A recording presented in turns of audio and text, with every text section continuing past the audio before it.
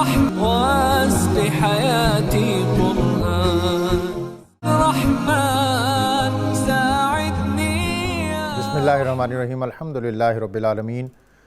افضل الصلاۃ و اکمل السلام علی سید الانبیاء والمرسلین وعلی آلہ الکرام و اصحابہ العظام اجمعین. ماہ رمضان المبارک کی ان پرنور ساعتوں میں نور قرآن کے ساتھ طاہر بخاری آپ سے مخاطب ہے. ناظرین، یہ ماہ مبارک جو ہے اس کے اندر اللہ تعالیٰ نے جو کیفیات اور رنگ و نور اور حسن و خوبی عطا کیا ہے وہ انسان کے صرف مشام جاں ہی کو معطر نہیں کرتا، بلکہ یوں محسوس ہوتا ہے کہ یہ کیفیات انسان کے قلب پر، ذہن پر اور نظر پر اتر رہی ہیں اور اس کو معطر، منور اور معمر کرتی جا رہی ہیں. اس ماہ مبارک کا اور بالخصوص ان ایام کا جو سرنامہ نبی اکرم رسول محتشم صلی اللہ علیہ وسلم نے ہمیں عطا کیا کہ آپ جب مسجد نبوی میں ممبر کے زینے پر قدم رکھ رہے تھے تو آپ نے آمین کہا، جس کو حضرت ابو ہریرہ نے روایت کیا کہ ان النبی صلی اللہ علیہ وسلم صعد المنبر فقال آمین آمین آمین. صحابہ نے عرض کی یا رسول اللہ، آج آپ نے آمین آمین آمین 3 دفعہ فرمایا، ہمیں وہ ندا سنائی نہیں دی، وہ بات اور وہ آواز ہمارے کانوں تک نہیں پہنچی جس پر آپ نے آمین فرمایا. فرمایا آج جبریل ساری کائنات کو چھوڑ کر مسجد نبوی کے اس ممبر کے پاس آ کر کھڑے ہوئے اور انہوں نے کہا کہ یا رسول اللہ، جس شخص کو اللہ تعالیٰ نے رمضان المبارک کی یہ سعید ساعتیں عطا کیں، یہ برکت سے معمور گھڑیاں عطا کیں، اور پھر اس نے عبادت سے، للہیت سے اور خشوع و خضوع سے، بلکہ اللہ تعالیٰ کی محبت میں ڈوب کر اس کی عبادت نہ کی اور اپنے اوپر جنت کو لازم نہ کر لیا، اس پر وہ بہت میں نے اس پر آمین کہا. ناظرین، یہ کون سی عبادت ہے جو منشاء خدا ہے، جو ان ایام میں ہونی چاہیے اور پھر جس کے نتیجے میں اللہ تعالیٰ ہم پر جنت کے دروازے کھول دے؟ یہ عبادت جو ہم ظاہری دکھاوے کی کرتے ہیں، جو رسم پوری کرنے کے لیے کرتے ہیں، جبکہ دوسری طرف اللہ تعالیٰ نے فرمایا کہ انسان کی تخلیق کا بنیادی مقصد ہی یہ ہے، وَمَا خَلَقْتُ الْجِنَّ وَالْإِنسَ إِلَّا لِيَعْبُدُونَ، کہ ہم نے جن و انس کو پیدا ہی اس لیے کیا ہے کہ وہ ہماری عبادت کریں. اور جب کسی کو کسی خاص ذمہ داری کے لیے بنایا جاتا ہے، اس کو کسی کام کے لیے تخلیق کیا جاتا ہے، اس کو کسی ذمہ داری اور کسی منصب کی جو ذمہ داری ہے وہ سونپنے کے لیے بنایا جاتا ہے، تو پھر وہ اس کی بنیادی ذمہ داری بھی ہوتی ہے اور پھر اس کو مانیٹر بھی کیا جاتا ہے، اس کو ایویلیویٹ بھی کیا جاتا ہے. تو انسان جو ہے اس کی تخلیق کا بنیادی مقصد ہی اللہ تعالیٰ کی عبادت ہے، لیکن وہ عبادت جو عبودیت کے چشمے سے پھوٹے اور قبولیت کے جلووں سے معمور ہوتی ہوئی اللہ رب العزت کی بارگاہ میں مقبول ہو. اور یہ جو محض دکھاوا ہے، یہ جو محض رسم ہے، قرآن کہتا ہے کہ وہ عبادت جو اخلاص سے لبریز ہو، جو محبت سے لبریز ہو، جو خشیت سے لبریز ہو. باب مدینۃ العلم حضرت علی المرتضیٰ کرم اللہ تعالی وجہ الکریم آپ فرماتے تھے کہ یا اللہ، اگر میں تیری بندگی کرتا ہوں جنت کی خواہش سے اور جہنم کے خوف سے تو میری عبادت کو تو قبول نہ کرنا، اور اگر میں عبادت تیری محبت اور تیرے جلووں سے معمور ہونے کے لیے کرتا ہوں تو پھر میری اس عبادت کو پایا قبول تک ضرور پہنچانا. اور سلسلہ تصوف کی ایک اولوالعزم ہستی حضرت رابعہ بصری فرمایا کرتی تھیں کہ اگر میں دوزخ کے خوف سے یا اللہ تیری عبادت کروں تو مجھے دوزخ میں ڈال دے، اور اگر میں جنت کے شوق سے عبادت کروں تو مجھے جنت سے محروم کر دینا، لیکن اگر میں تیری محبت اور تیرے جلووں سے اپنے آپ کو منور کرنے کے لیے تیری عبادت کروں تو پھر یا اللہ مجھے اپنے جلووں سے اور اپنی رحمتوں سے اور اپنی محبتوں سے محروم نہ کرنا. اور امام سجاد زین العابدین، آپ جب اللہ رب العزت کی بارگاہ میں سجدہ ریز ہونے کے لیے حاضر ہوتے، آپ جب وضو کرتے تو آپ پر ایک خشیت اور ایک لرزہ اور ایک کپکپی طاری ہوتی. آپ کے اصحاب پوچھتے کہ اے امام، آپ پر یہ کیفیت کیسی؟ تو آپ کہتے کہ تجھے پتہ نہیں ہے کہ میں کس بڑی بارگاہ میں حاضر ہونے کے لیے جا رہا ہوں۔ تو ناظرین، عبادت جو ہے یہ انسان کی تخلیق کا بنیادی مقصد ہے۔ اللہ تعالیٰ نے ہمیں تخلیق ہی اس لیے کیا ہے کہ ہم اس کی عبادت کریں، اور گویا عبادت اس اللہ رب العزت کا بنیادی حق ہے جس کی طرف ہم نے جانا ہے۔ اور آج ہم حقوق و فرائض کی جب بہت سی بحثیں کرتے ہیں اور بہت سے اس کے دائرے کھینچتے ہیں، تو یہ ایک کرب بھی ہے اور درد بھی، اور یہ ایک المیہ بھی ہے کہ ہم حقوق العباد کی بہت زیادہ بات کرتے ہیں، لیکن حقوق اللہ کو ہم سرے سے نظر انداز کر دیتے ہیں۔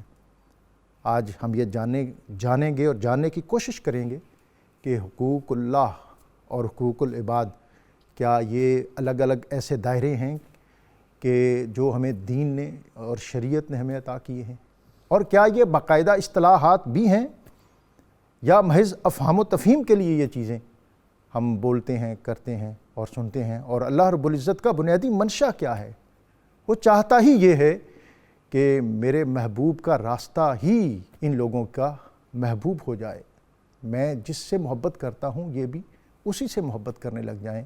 اللہ تعالیٰ نے ہمیں جو ہمارے ذمہ فرض عائد کیے ہیں اور جو ہمیں حقوق عطا کیے ہیں، اور وہ حقوق جو بندوں کے ساتھ ہیں اور وہ حقوق جو اللہ رب العزت کے ساتھ ہیں، ان کا دائرہ، ان کا پیمانہ، ان کا زینہ، ان سب چیزوں کو سمجھنے کے لیے آج ہمارے ساتھ بہت محترم اور معتبر شخصیات مفتی محمد فاروق القادری صاحب ہمیشہ کی طرح موجود ہیں، اور ان کے ساتھ مفتی خلیل احمد یوسفی، اور اللہ رب العزت کی بارگاہ میں ہدیہ حمد کے لیے محمد فیصل نقشبندی آج ہمارے ساتھ موجود ہیں۔ ان کی طرف جاتے ہوئے میں آج کا اسم مبارک العلیم، سب کچھ جاننے والا، بزرگ کہتے ہیں کہ جو شخص اس اسم مبارک کو نماز فجر کے بعد 21 مرتبہ پڑھے، اللہ تعالیٰ اس کو علم کے نور سے آراستہ کرتا ہے۔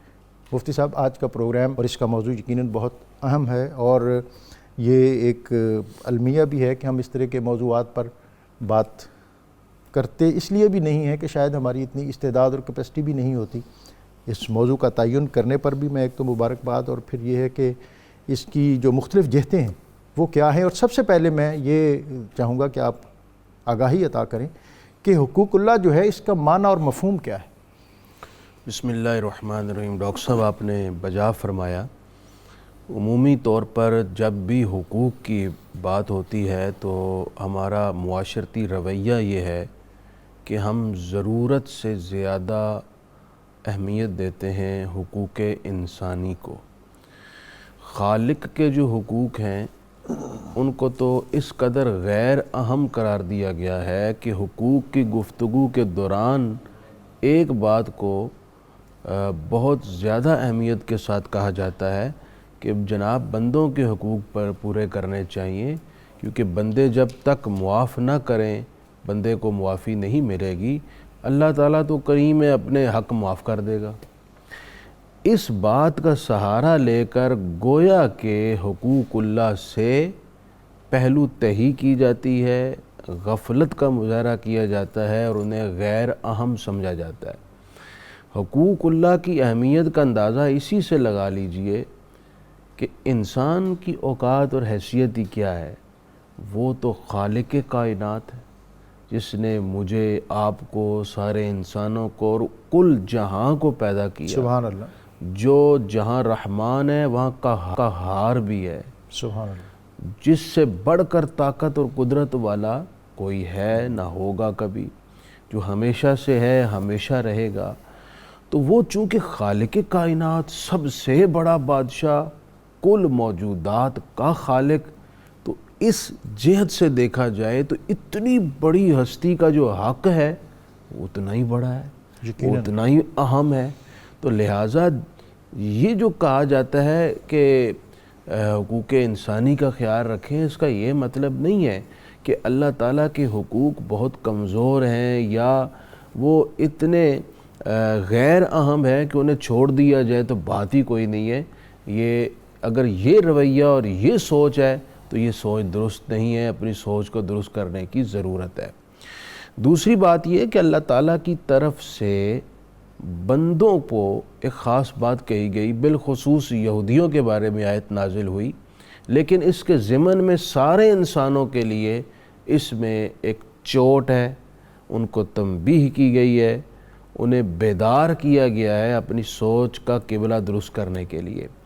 سورہ انعام کی آیت نمبر 91 میں اللہ تعالیٰ نے ارشاد فرمایا وَمَا قَدَرُ اللَّهَ حَقَّ قَدْرِهِ۔ سبحان اللہ، سبحان اللہ۔ یہ جو لفظ قدر ہے اس کا معنی مفسرین اعظام نے کرتے ہوئے کہا کہ معرفت الشیء علی اتم الوجوہ۔ سبحان اللہ۔ کسی کی قدر کرنے کا مطلب یہ ہوتا ہے کہ اس ذات کی صحیح طور پر معرفت حاصل کر لینا، اس کی پہچان حاصل کر لینا، اس کے بارے میں پورے طریقے سے جان لینا، اسے کہتے ہیں قدر کرنا۔ سبحان اللہ۔ تو اللہ تعالیٰ فرماتا ہے کہ ان یہودیوں نے اللہ کی جیسے قدر کرنے کا حق تھا ویسے قدر کی نہیں۔ ضمناً اس میں چونکہ نزول اس کا خاص ہے، مفہوم تو میں عموم ہے، سب انسانوں کے لیے اس میں ایک سبق ہے، وہ یہ ہے کہ انسانوں نے جیسے اللہ تعالیٰ کی قدر کرنے کا حق تھا ویسا کیا نہیں، یعنی جیسے اللہ تعالیٰ کی شان تھی کہ اس کے بارے میں معرفت حاصل کی جائے، اس کو جانا جائے، پہچانا جائے، ویسا انسانوں نے اللہ تعالیٰ کو پہچاننے کی، جاننے کی کوشش نہیں کی۔ استثناء ضرور ہے، تو عمومی طور پر یہی رویہ ہے۔ اسی طرح قرآن مجید میں جا بجا اللہ تعالیٰ نے بندوں کو اپنی ذات کی معرفت اور اس کی پہچان، اس کے بارے میں جاننے کے لیے متوجہ کیا۔ سورہ جو قرآن مجید کی سورہ نحل ہے، اللہ تعالیٰ نے اس میں ارشاد فرمایا وَاللَّهُ أَخْرَجَكُم مِّن بُطُونِ أُمَّهَاتِكُمْ لَا تَعْلَمُونَ شَيْئًا کہ اے بندے تو اپنے آپ پر غور کر کہ تو ہے کیا، سبحان اللہ۔ کچھ بھی نہیں تھا، اللہ نے تجھے تیری ماں کے پیٹ میں پیدا کیا، تیرے وجود کو بڑھایا، پھر تجھے ایک بچے کی شکل میں ماں کے پیٹ سے نکالا، اور جب تجھے تیری والدہ کے پیٹ سے اس جہان میں اللہ تعالیٰ نے ظاہر کیا، لا تعلمون شیئا، واہ، تو کسی شے کو نہیں جانتا، اللہ اکبر، تو بالکل نادان تھا۔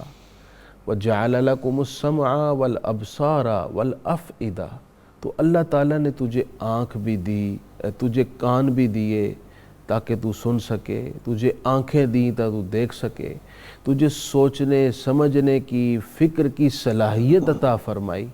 تو یہ اللہ ہی ہے جس نے تجھے پیدا کیا، یہ سارے حواس عطا کیے، اور پھر اللہ تعالیٰ نے یہ بھی ارشاد فرمایا وَالَّذِي خَلَقَ لَكُم مَّا فِي الْأَرْضِ جَمِيعًا، سبحان اللہ۔ اس رب نے تجھے پیدا کرنے کے بعد یوں ہی نہیں چھوڑ دیا، تیری پرسکون نیند کے لیے، واہ، تیرے رزق کے لیے، سبحان اللہ، تیرے دنیا میں سروائیو کرنے کے لیے اس نے نیلا آسمان پھیلایا، زمین میں ایک عاجز زمین پھیلائی، تیرے لیے سورج، چاند، ستارے، ہوائیں، بادل، پوری کائنات کا ایک سسٹم بنایا، اور یہ ساری کائنات مل کر اے بندے تیری زندگی کو، اس کے پہیے کو جاری رکھنے کے لیے اپنا کردار ادا کرتی ہے۔ سبحان اللہ۔ تو جس رب نے تیرے لیے اتنا کیا، تجھ پر حق تھا کہ تو اس رب سے متعلق معرفت حاصل کرتا، اس کے حقوق کو جانتا۔ تو اللہ تعالیٰ کے حقوق کا مطلب یہ ہے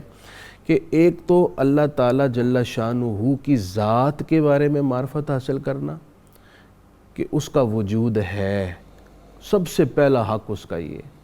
پھر اس کے بعد جتنے اس کے دیگر حقوق ہیں، یعنی اس کے وجود پر ایمان لانا، پھر اس کی ذات اور صفات پر ایمان لانا، اس کی ربوبیت پر ایمان، اس کی الوہیت پر ایمان، اس کے بندوں کے حوالے سے علم پر ایمان، بندوں کے لیے رزاق ہونے پر ایمان۔ تو بندوں سے متعلق جتنے بھی صفات کی ضرورت ہے وہ ساری اس کی ذات میں جمع ہے، وہ جامع صفات ہے، تو ان سب پر ایمان رکھنا یہ اللہ تعالیٰ کے حقوق میں سے ایک حق ہے۔ مفتی صاحب، میں یہ جاننا چاہوں گا کہ جو ہم اعراض برتتے ہیں اس بات سے، اور ہم کہتے ہیں کہ جی نماز میں کوتاہی کرتے ہیں تو کہتے ہیں جی یہ اللہ کا حق ہے، وہ معاف کر دے گا، اور ہم تو لوگوں کی خدمت پر لگے ہوئے ہیں۔ خدمت خلق کا ہمارے ہاں ایک نیا کانسیپٹ اور نیا تصور یہ بھی آیا ہے کہ اگر ہم لوگوں کی خدمت میں لگے ہوئے ہیں تو اس کی آڑ میں اگر دین کے مبادیات جو ہیں ان کو پس پشت بھی ڈال دیں اور اللہ کے حقوق جو ہیں ان کو کہیں ہم کمی کجی بھی اس میں آ جائے تو کوئی مسئلہ نہیں ہے۔ بسم اللہ والصلاۃ والسلام علی رسول اللہ۔ ڈاکٹر صاحب، سب سے پہلے تو یہ بات جاننے والی ہے کہ ہم عدم میں تھے تو اس ازلی ابدی سرمدی واجب الوجود اور وحدہ لا شریک ذات نے ہمیں وجود بخشا، سبحان اللہ۔ اور یہ اصول ہمارے علماء نے قرآن و سنت سے نکال کر ہمیں بتایا ہے۔ جب حقوق اللہ اور حقوق العباد آپس میں اکٹھے ہو جائیں تو ہمیشہ ترجیح حقوق اللہ کو ہوگی۔ سبحان اللہ۔ اور اللہ تعالیٰ کے حقوق کے اوپر ہم گفتگو کرنے کے لیے یہاں موجود ہیں۔ قبلہ مفتی صاحب فرما رہے تھے کہ اللہ تعالیٰ جل مجدہ الکریم پر ایمان لانا، اس کی عبادت کرنا، اور علماء نے بتایا کہ عبادت 5 طرح کی ہے۔ ایک وہ عبادت ہے جو قلبی طور پہ ہوتی، اس کا خوف رکھنا، اس سے کامیابی کی امید رکھنا۔ ایک وہ عبادت ہے جو زبان سے ہوتی ہے، جیسے اس سے دعا کرنا، فریاد کرنا۔ ایک عبادت وہ ہے جو مالی طور پہ ہوتی، زکوٰۃ ادا کرنا، قربانی کرنا۔ ایک عبادت وہ ہے جو بدنی طور پہ ہوتی ہے، اور ایک عبادت وہ ہے جو بدنی اور مالی دونوں طور پہ ہوتی ہے، حج و عمرہ وغیرہ۔ تو اللہ تعالیٰ جل مجدہ الکریم کی عبادت اور اس کی طرف توجہ اللہ تعالیٰ نے یہ اس لیے لازم کی ہے تاکہ اس کی ذات کی معرفت حاصل ہو سکے۔ مفتی صاحب بات وہ جو ہے کہ ہمیں یہ جو کہ جی نماز ہے کوئی نہیں یہ اللہ معاف کر دے گا، اور دوسرا میں یہ بھی جاننا چاہوں گا آج کہ ہم من صام رمضان ایمانا احتسابا غفر له ما تقدم من کل ذنب، کہ جس نے رمضان کے روزے پوری اسپرٹ کے ساتھ احتساب کے ساتھ رکھے، اللہ تعالیٰ اس کے پچھلے سارے گناہ معاف کر دیتا ہے۔ اسی طرح من قام رمضان ایمانا، جس نے قیام کیا۔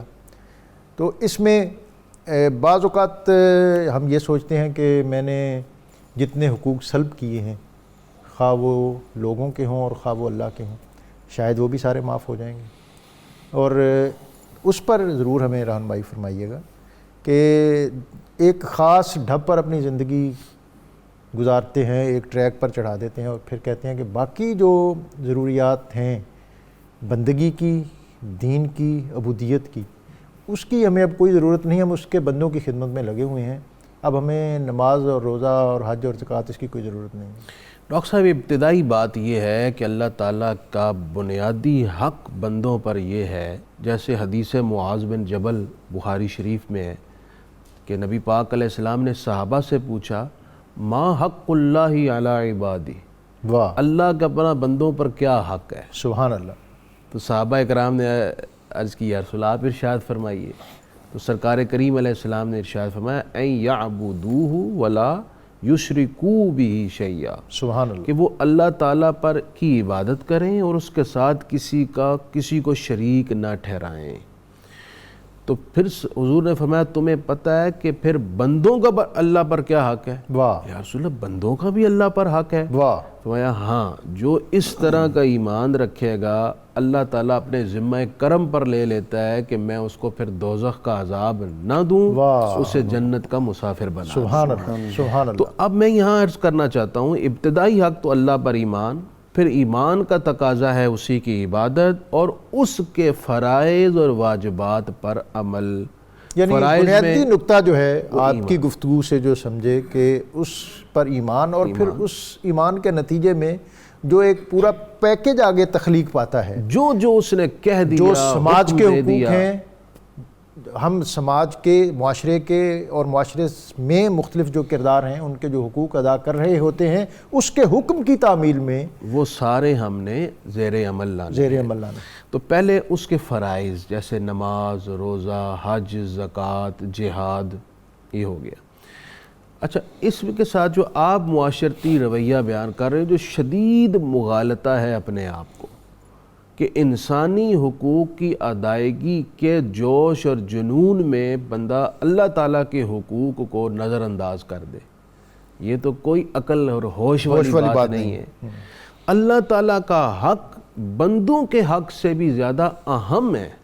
یہ تو ایسے ہی ہے جیسے بندہ کہ میں انسانی خدمت کر رہا ہوں، ٹائم نہیں ہے، میں نماز نہیں پڑھوں گا، تو ایک عقل والا انسان اسے کہے گا انسانی حقوق اپنی جگہ ہے، نماز اپنی جگہ فرض ہے۔ یوں ہی بندہ جس پر حج فرض ہے وہ کل یہ کہہ سکتا ہے کہ چونکہ میں انسانی حقوق کی ادائیگی کر رہا ہوں لہٰذا میں حج میرے ادا پاس نہیں وقت کر نہیں سکتا۔ اسی طرح وہ کل اگر جہاد کا وقت آیا تو وہ پھر انسانی حقوق کو آڑ بنا کر جہاد بھی چھوڑ دے گا۔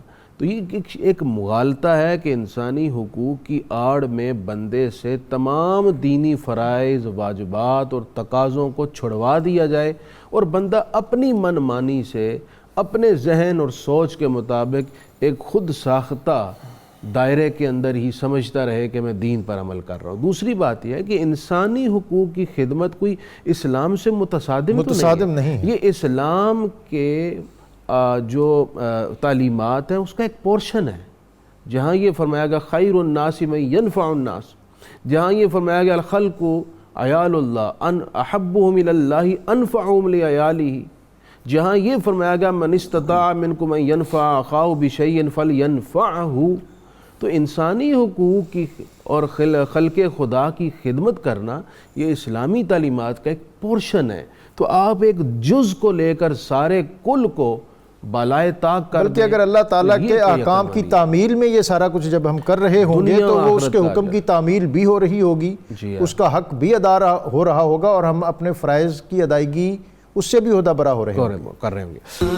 کون سے حقوق ایسے ہیں کہ جن سے اعراض ہم کر سکتے ہیں اور اگر کرتے ہیں تو وہ کسی جگہ پر معاف بھی ہو جاتے ہیں، اور کون سے حقوق ایسے ہیں کہ جن کی معافی کی کوئی گنجائش نہیں ہے؟ جیسا کہ ہم بہت سی احادیث میں بھی پڑھتے ہیں اور میں نے پہلے بھی ذکر کیا کہ جو شخص، یہ ہم نے سنا ہے کہ پڑھا ہے بخاری شریف میں بھی ہے، من صام رمضان ایمانا احتسابا، کہ اس کے پورے گناہ جو ہے وہ بخش دیے جاتے ہیں۔ کیا اس میں ہم نے جو لوگوں کے حق مارے ہوتے ہیں، جو اللہ کے حقوق ہم نے غصب کیے ہوتے ہیں، کیا وہ بھی معاف ہو جائیں گے؟ بڑا خوبصورت سوال ہے قبلہ ڈاکٹر صاحب۔ اس میں علماء کرام نے جو بات ہمارے علم کے لیے بیان فرمائی، جب بھی اللہ تعالیٰ جل مجدہ الکریم کی طرف سے کوئی بخشش کا پروانہ بزبان نبی اکرم شفیع معظم صلی اللہ تعالیٰ علیہ وسلم آتا ہے تو اس سے گناہ صغیرہ مراد ہوتے ہیں، گناہ کبیرہ مراد نہیں ہوتے۔ کسی کا مال غصب کر لینا، ڈاکہ ڈال دینا، کسی کی جائیداد کے اوپر یا زمین پہ قبضہ کر کے حج کرنے کے لیے چلے جانا اور کہنا کہ حاجی جب واپس آتا ہے تو اپنی ماں کے بطن سے پیدا ہوئے انسان کی طرح ہوتا ہے، کوئی گناہ نہیں ہوتا، تو یہ سنا کہ وہ اپنے آپ کو بری الذمہ نہیں کر سکتا کیونکہ یہ کبیرہ گناہ ہے۔ بری الذمہ کرنے کا طریقہ کیا ہے کہ وہ جس کا مال غصب کیا ہے اس کو واپس کریں؟ جی، اسلام نے یہی بتایا ہے کہ جب آپ نے کسی کا مال غصب کیا ہے تو آپ اسی وقت بری الذمہ ہوں گے جب آپ اس کا مال اس کے سپرد کر دیں۔ یعنی بہنوں بھائیوں کو ہم نے ترکے سے محروم رکھتے ہیں ہم، اور سوسائٹی میں اور بہت زیادہ ظلم کرتے ہیں، جی لیکن اس کے ساتھ ہم اپنے طور پر یہ مطمئن ہوتے ہیں کہ ہم اللہ کی راہ میں بہت خرچ کر رہے ہیں اور عبادات پر بھی بہت زور ہے، تو یہ چیزیں اپنی جگہ کھڑی رہیں گی، اپنی جگہ کھڑی رہیں گی اور اس وقت تک یہ ختم نہیں ہوں گی جب تک یہ ادا نہ کر دی۔ نہ تو حقوق اللہ میں معافی ہے، نہ حقوق العباد میں معافی ہے۔ یہاں تک کہ اگر کسی نے اپنی نمازیں چھوڑ دیں تو جب تک وہ ان کی قضا نہیں کرے گا، اللہ تبارک و تعالیٰ جل مجدہ الکریم کے حضور وہ بری الذمہ نہیں ہو سکتا، اپنی نمازوں کی قضا کرنی پڑے گی۔ اور اسلام نے ہمیں یہ بتایا ہے کہ اللہ تعالیٰ جل مجدہ الکریم نے ہمیں ہر شے خالص دی ہے۔ ارشاد باری تعالیٰ ہے نسقیکم مما فی بطونہ من بین فرث ودم لبنا خالصا سائغا للشاربین، سبحان اللہ، کہ میں نے خون اور گوبر کے درمیان سے تمہیں انتہائی صاف شفاف دودھ دیے۔ تو رب کائنات جل مجدہ الکریم جب اپنی نعمتیں خالص اور شفاف دیتا ہے تو وہ اسی طرح چاہتا ہے کہ اس کی عبادت بھی ہر شرک اور ہر جو اس کے شریک ٹھہرائے جاتے ہیں اس سے جدا کر کے اس کو دی جائے، کہ عبادت میں، اس کے معاملات میں کوئی اس کا شریک نہ ہو۔ سبحان اور جو بندہ جتنا اللہ تعالیٰ کے ساتھ خالص ہو کے پیش ہوتا ہے، اللہ تعالیٰ جل مجدہ الکریم اس کی عبادت کو اتنی زیادہ قبولیت عطا فرماتا ہے، یہاں تک کہ اگر کسی کے دل میں لوگوں کو دکھانے کے لیے عبادت ہو، یا نبی صلی اللہ تعالیٰ علیہ وسلم ارشاد فرماتے ہیں کسی نے قیام اس لیے لمبا کر دیا کہ اس کو کوئی دیکھ رہا تھا، اس نے یہ شرک کیا۔ اللہ اکبر۔ اس نے عبادت تو کی اللہ کے لیے، لیکن اس نے اللہ کی عبادت کے لیے کرتے ہوئے اپنی اس عبادت کے اندر ایک اور بندے کو شامل کر یعنی لیا۔ کنسیڈریشن جو ہے، جو ترجیح جو ہے، جی، ترجیح اول تو گو کہ اللہ ہی ہے، لیکن اس کے نیچے اور ترجیحات بھی اس نے شامل کر لی۔ اسی وجہ سے علماء کرام یہ کہتے ہیں کہ فجر، ظہر، عصر، مغرب اور عشاء پڑھنے سے ولایت نہیں ملتی، واہ۔ کیونکہ اس میں ریاکاری کا خدشہ ہوتا ہے۔ تہجد پڑھنے سے اللہ تعالیٰ ولایت اس لیے دیتا ہے کہ اس وقت کوئی نہیں دیکھ رہا ہوتا، یہ خالصتاً اللہ تعالیٰ کی عبادت ہوتی ہے جو اس کے لیے ہوتی۔ تو جب وہ ہمیں ہر شے خالص دیتا ہے تو ہمیں بھی اس کے حقوق کو خالصتاً ادا کرنا پڑے گا۔ کمی کجی، ہاں یہ ہو سکتا ہے کہ بندہ بیمار ہو، اس کو کوئی سفر لاحق ہو جائے، اس میں اللہ تعالیٰ اپنے حقوق میں رعایت پیدا فرما دیتا ہے۔ مفتی صاحب، کوئی بوجھل طبیعت کے ساتھ حقوق ادا کریں یا محبت کے ساتھ کشاں کھنچے چلے آئیں، اور پھر ہم وہ منزل اور مقام اور وہ زینہ پا سکیں گے جو اللہ تعالیٰ کا بندوں کی طرف سے، یا وہ جس طرح اپنے بندوں کو چاہتا ہے کہ وہ اس زینے اور اس پیرائے میں ڈھل کر میری خدمت میں پیش ہوں۔ ڈاکٹر صاحب، جب بندہ اللہ تعالیٰ کا پہلا حق ادا کر لیتا ہے نا، یعنی اس پر ایمان، پھر اس کے بعد وہ اللہ تعالیٰ کی محبت میں دھل جاتا ہے۔ واہ، قرآن نے خود کہا ہے وَالَّذِينَ آمَنُوا أَشَدُّ حُبًّا لِلَّهِ، سبحان اللہ۔ پھر وہ ہر محبت سے بڑھ کر اللہ سے محبت کرنے لگ پڑا۔ یہ ایک ہماری کوتاہی ایسی ہے کہ ہم جتنی بھی فرائض اور عبادات ہیں وہ محض رسم ہے، اس میں یہ جو ایلیمنٹ جس کی طرف آپ اشارہ کر رہے ہیں یہ محبت والا، یہ مفقود ہوتا جا رہا ہے، یہ یہ ہو روح گیا ہے۔ عبادت ہے۔ جب تک یہ نہ نصیب ہو اس وقت تک عبادت کا اصل حظ اور اصل اس کی مٹھاس اور شیرینی بندے کو نصیب ہی نہیں ہو سکتی۔ اور جیسا مفتی صاحب اشارہ کر رہے تھے حدیث جبریل کا کہ ان تعبد اللہ کانک تراہ، کہ تو عبادت اس طرح کرے گویا تو اس کو دیکھ رہا ہے۔ جی، اور اگر تو یہ استعداد کیپیسٹی نہیں رکھتا تو پھر یہ خیال کر کہ وہ تجھے دیکھ رہا ہے۔ ڈاکٹر صاحب، اللہ تعالیٰ نے اپنے بندوں کو اپنے خوف دلا کر اپنے قریب نہیں بلایا، واہ، بلکہ اپنا لطف کرم اور نوازش اور انعام سے اپنے قریب بلایا ہے۔ جیسے کہ اللہ تعالیٰ نے فرمایا یا ایھا الانسان ما غرک بربک الکریم، اللہ اکبر، اے انسان تجھے کس نے فریب دیا ہے اپنے لطف و کرم والے رب۔ الذی خلقک فسواک فعدلک فی ای صورت ما شاء رکبک۔ دیکھ تو صحیح، تو کس فریب اور دھوکے میں ہے، اس نے تجھے پیدا کیا، واہ، پھر اس کے بعد تیری صورت کو ہموار اور خوبصورت ساخت کے ساتھ بنایا، کیا کہنے، تجھے بے ترکیب بے ترتیب نہیں چھوڑا، تجھے خوبصورتی کے سانچے میں ڈھال کر وجود بخشا، اور تو ہے کہ تو اس کرم، اس رحمت، اس محبت و عنایت اور شفقتیں فرمانے والے رب سے دور ہے، تو کس فریب میں؟ اس میں اس اسلوب کو جو عربی پڑھتا ہے جانتا ہے وہ سمجھ سکتا ہے کہ ان لفظوں میں اللہ تعالیٰ نے محبت کی انتہا فرما دی اپنے بندے کے لیے، اور اسے اپنے قریب کرنے کے لیے، کہ جیسے شکاری جال پھینکتا ہے نا مچھلی پکڑنے کے لیے، اللہ تعالیٰ نے محبت دی ہے کہ بندہ میرے قریب آ جائے۔ اس طریقے سے ڈاکٹر صاحب میں دوبارہ حقوق کی طرف آؤں گا۔ پہلا حق تو ہم نے ایمان پھر عبادت کر دی۔ سورہ قریش کی میں نے آیت پڑھی تھی تو اللہ تعالیٰ فرمایا فَلْيَعْبُدُوا رَبَّ هَذَا الْبَيْتِ الَّذِي أَطْعَمَهُم مِّن جُوعٍ وَآمَنَهُم مِّن خَوْفٍ۔ اس میں اللہ تعالیٰ نے ایک اشارہ کیا ہے کہ جو بندہ اللہ تعالیٰ کے احسان کو احسان مانتا ہے نا، کہ اس نے مجھے بھوک میں کھلایا، خوف میں امن دیا، وہ پھر کیا کرتا ہے؟ فَلْيَعْبُدُوا، وہ پھر عبادت کی طرف آ جاتا ہے۔ گویا اللہ کے احسانات کو اللہ تعالیٰ جل شانہ کا انعام ماننے والا یہ سمجھ جاتا ہے کہ اب اس کا حق ہے کہ ان انعامات کو احسانات کو ماننے کے بعد میں اس کی عبادت کی طرف آؤں۔ ایک اور حق یہ ہے کہ بندہ یقین کی قوت حاصل کرے. سبحان اللہ. برے سے برے اور تلخ سے تلخ حالات ہوں وہ اپنے رب پر بھروسہ نہ چھوڑے. یہ اچھی اور بری تقدیر بھی ہمارے ایمان کا ایک حصہ ہے. اس میں بات لمبی ہو سکتی ہے، میرے خیال پر ٹائم بڑا کم ہوگا. ایک مختصر بات کروں. حضرت ذنیرہ جنہیں زنیرہ بھی پڑھا جاتا ہے رضی اللہ عنہ، انہوں نے اسلام قبول کیا تو پہلے تو ان کے کیونکہ یہ کنیز تھیں تو ان کے گھر والوں نے، یعنی جس گھر میں یہ خادمہ تھی، انہوں نے بڑا ستم کیا. پھر انہیں مکے کی گلی میں لے آئے اور مکے کے سرداروں اور دیگر کافروں نے ان پر اتنی ضربیں لگائیں کہ ان کی آنکھ کی روشنی چلی گئی.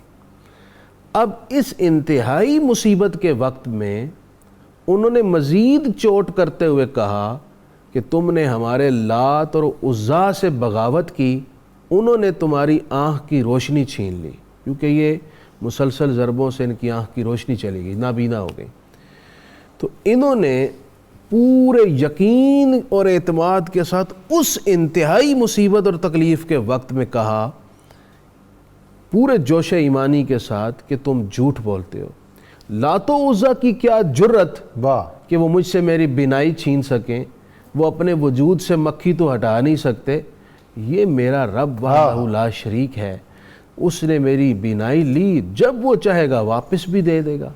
حدیث پاک میں اتنا کہنے کی دیر تھی، یہ لفظ ان کی زبان سے ادا ہی ہوئے کہ میرا رب چاہے گا مجھے واپس دے دے گا. ان کی آنکھوں کی روشنی اسی وقت واپس آ گئی. یقین کی قوت تھی. اور آخری بات یہ، مشائخ کرام نے فرمایا تخلقوا باخلاق اللہ. اللہ کا ایک حق یہ ہے کہ اس کے اخلاق کے ساتھ اپنے اخلاق کو آراستہ کر لو. اس کا مطلب کیا ہے؟ اللہ تعالیٰ کے اسماء دو طرح کے ہیں. ایک قسم کے وہ اسماء ہیں جس کا عکس بندے کو اس کی کیپیسٹی کے مطابق نصیب ہوتا ہے، جیسے رحمان، رحیم، ودود. اب ان اسماء پر غور کر کے بندے کو چاہیے وہ اپنے ذات کے اندر رحم پیدا کرے. اور دوسرے اسماء وہ ہیں جن کے سامنے بندے کو مقہور اور عاجز ہو جانا چاہیے. یہ بھی اخلاق وہ ہیں جیسے قہار ہے اللہ تعالیٰ، جبار ہے اللہ تعالیٰ، عزیز ہے اللہ تعالیٰ. جب یہ اسماء ہیں تو بندہ اس کے سامنے عاجز ہو جائے، جھک جائے. یہ اثر اپنی ذات کے اندر لے لینا اور اس کے اسماء کے مطابق اپنے عجز کا استحضار کرنا، یہ بھی اخلاق سے آراستہ، اللہ تعالیٰ کے اخلاق سے آراستہ ہونا ہے. اور یہ بھی اللہ کا حق ہے بندوں پر کہ وہ آراستہ ہو. اور جو آپ نے بطور خاص جو بات ابھی فرمائی کہ ہمارے جو صوفیہ ہیں ان کا یہ مشرب تھا کہ وہ ایک تو اللہ کے جو عطا کردہ اخلاق ہیں ان سے خود آراستہ ہوتے تھے اور لوگوں کو. مفتی صاحب آخری لمحات ہیں پروگرام کے، ایک تو میں چاہوں گا کہ آپ آج کے پروگرام کے حوالے سے اپنا پیغام بھی دے دیں، اور دوسرا یہ کہ جو ہمارے معاشرتی رویے تھوڑے سے اس ڈگر سے ہٹے ہوئے ہیں اس پر آپ کیا کمنٹ کرتے ہیں، اور آج کے اس اہم موضوع کے لیے آپ کیا اپنا پیغام دیتے ہیں؟ پیغام تو یہ ہے کہ ہمارے ایک بہت بڑے شاعر گزرے ہیں، انہوں نے یہ جملے بڑے خوبصورت ارشاد فرمائے کہ چاند، سورج اور ستارے ہیں ضیاء کے واسطے، کھیتیاں سرسبز ہیں تیری غذا کے واسطے، سبحان اللہ، اور جانور پیدا کیے تیری وفا کے واسطے، یہ سارا جہاں تیرے لیے اور تو خدا کے واسطے. انسان جو بھی کام کرے اللہ تعالیٰ کے لیے خالصتاً اس کا بندہ بن کے کرے اور اس میں ریاکاری نہ ہو، اور اس احساس کے ساتھ کرے کہ جتنی خالص نیت ہوگی اللہ تعالیٰ اتنا ہی زیادہ اجر و ثواب عطا فرمائے. آج کا ہمارا وظیفہ وَعَلَّمَكَ مَا لَمْ تَكُنْ تَعْلَمْ وَكَانَ فَضْلُ اللَّهِ عَلَيْكَ عَظِيمًا. بزرگ کہتے ہیں کہ صوفیاء کہتے ہیں اگر کوئی بچہ کن ذہن ہو اور سورہ نساء کی یہ آیت یا وہ پڑھے یا کسی کاغذ پر لکھ کر پانی میں بھگو دیں اور پھر اس کو پلائیں تو وہ بچہ جو ہے وہ ذہین ہو جائے گا، اور جو اسباق وہ یاد کرنا چاہے وہ اس کو یاد ہو جائیں گے. بارے دیگر اپنے مہمانوں کا شکر کرتے ہوئے میں درخواست کرتا ہوں محمد فیصل نقشبندی صاحب کے سر کو کہ وہ اللہ تعالیٰ کی بارگاہ میں حمد کا نذرانہ پیش کریں. محمد فیصل نقشبندی. مولا تو رب رحمان ہے، مولا تو رب رحمان ہے، تیری بارگاہ میں ہوں کھڑا، تیری بارگاہ میں ہوں کھڑا، مجھے بخش دے تو میرے خدا. مولا تو رب رحمان ہے، مولا تو رحمان ہے، تو رؤوف بھی تو رحیم بھی میرے رب، تو رب کریم بھی، تو رؤوف بھی تو رحیم بھی میرے رب، تو رب کریم بھی، بغیر نبی رکھ لے برم، مجھ پر تو اب کر دے کرم، مجھ پر تو اب کر دے کرم، مولا تو سن لے میری صدا، مولا تو سن لے میری صدا، مجھے بخش دے تو میرے خدا، مولا تو رب رحمان ہے، مولا تو رب رحمان ہے، کر وہ عطا مجھے روشنی، تیرے ذکر میں کٹے زندگی، کر وہ عطا مجھے روشنی، تیرے ذکر میں کٹے زندگی، مجھے اور کوئی نہ کام ہو، میرے لب پہ تیرا ہی نام ہو، میرے لب پہ تیرا ہی نام ہو، کروں عمر بھر میں تیری ثنا، کروں عمر بھر میں تیری ثنا، مجھے بخش دے تو میرے خدا، مولا تو رب رحمان ہے، مولا تو رب رحمان ہے، میرے وطن کو شاد رکھ مولا، اسے آباد رکھ، میرے وطن کو شاد رکھ مولا، اسے آباد رکھ، رحمت کی کر دے بارشیں، مٹ جائے ساری مشکلیں، مٹ جائے ساری مشکلیں، دشمن کے ہر شر سے بچا، دشمن کے ہر شر سے بچا، مجھے بخش دے تو میرے خدا، مولا تو رب رحمان ہے، مولا تو رب رحمان ہے، میں ہوں گردشوں میں گرا ہوا، غم زندگی میں پڑا رہا،